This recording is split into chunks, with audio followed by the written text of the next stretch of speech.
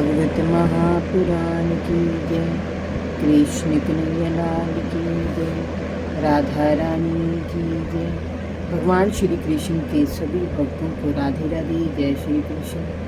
आज मैं आपको सुनाऊंगी भागवत महापुराण में सतम स्कंद में 12वां अध्याय, ब्रह्मचर्य और वानप्रस्थ आश्रमों के नियम। नारद जी ने कहा, धर्मराज युधिष्ठिर, गुरुकुल में रहने वाला ब्रह्मचारी तभी गुरु का प्रिय हो सकता है जब वह कठोरता से इंद्रिय संयम का पालन करे और अपने को दास भाव में रखकर गुरु के हित में कार्य करे। प्रातःकाल और सायंकाल गुरु, अग्नि, सूर्य और श्रेष्ठ देवताओं की आराधना करे और मौन रहकर एकाग्र मन से गायत्री मंत्र का जाप करते हुए दोनों समयों की संध्या करें। गुरु के आदेश पर अनुशासन में रहते हुए वेदों तथा अन्य धर्म शास्त्रों का अध्ययन करें। अध्ययन के प्रारंभ और अंत में गुरु के चरणों में शीश झुकाएं। शुद्ध वस्त्र, जनेऊ, चोटी, मृगचर्म, जटा, दंड, कमंडल तथा कुश हाथ में लेकर प्रातःकाल और सायंकाल भिक्षा मांग कर लाए और गुरु के चरणों में अर्पित कर दें। उनके कहने पर ही भोजन करें, अन्यथा उपवास करें। अपने शील की रक्षा करें,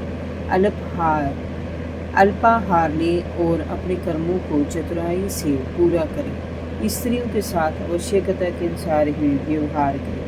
उनकी चर्चा से दूर रहें, उनके साथ कम से कम संपर्क रखें। एकांत में उनके साथ ना रहें। ये शील गुण गृहस्थ और सन्यासी दोनों के लिए है। ब्रह्मचर्य धारण करने वाले को तेल, उपटन, काजल आदि से दूर रहना चाहिए। मांस मदिरा से परहेज करे। इतर, फुलेल, चंदन, आभूषण आदि को त्याग दे।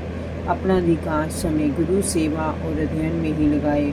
सामर्थ्य के अनुसार गुरु दक्षिणा अवश्य दे।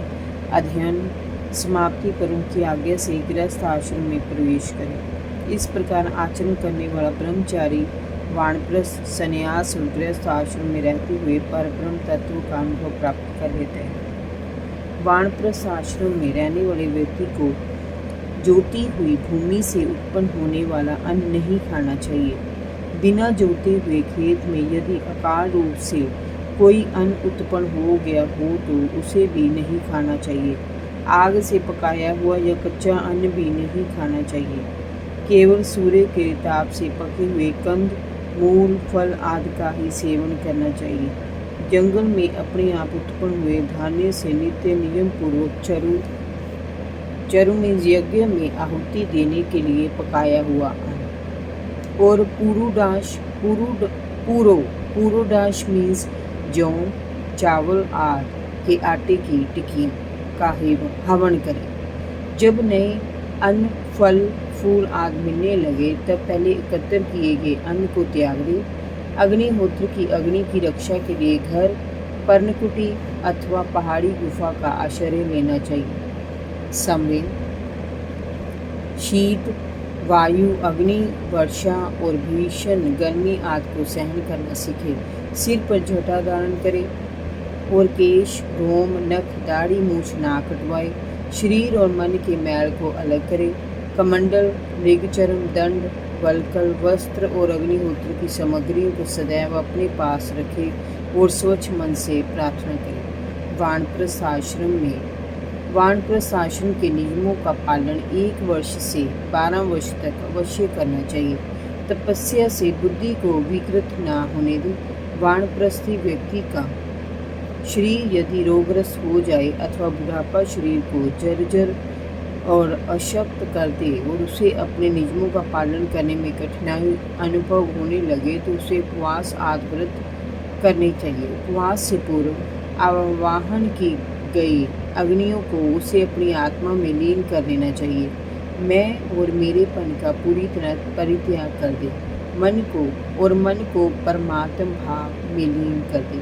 जिसने अपनी इंद्रियों को वश में कर लिया है वह अपने शरीर की तन मात्राओं, रूप, रस, गंध, स्पर्श और शब्द को उन्हीं इंद्रियों और पंचभूतों में लीन कर दे जो उनके आश्रय हैं। अपनी वाणी को अग्नि में, कला कौशल को इंद्र में, गति को काल रूप विष्णु में, रति और उपस्थ मीन्स लिंग को प्रजापति में,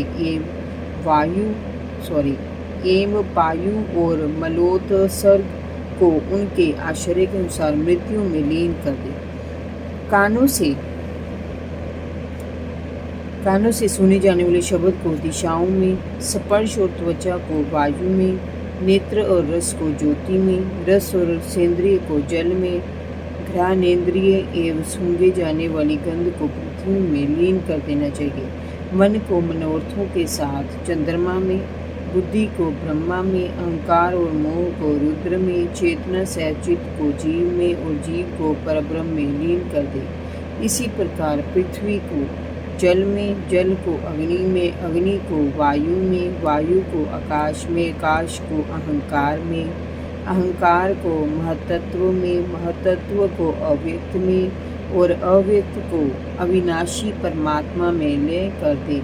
इस प्रकार परमात्मा के रूप में शेष जो चैतन्य आत्मा है वह मैं हूँ, ऐसा जानकर अद्वितीय भाव में स्थित हो जाना चाहिए। यही वानप्रस्थ आश्रम का धर्म है। जय जय श्री राधे भागवत महापुराण की जय, कृष्ण कन्हैया लाल की जय, राधा रानी की जय। भगवान श्री कृष्ण के सभी भक्तों को राधे राधे, जय श्री कृष्ण।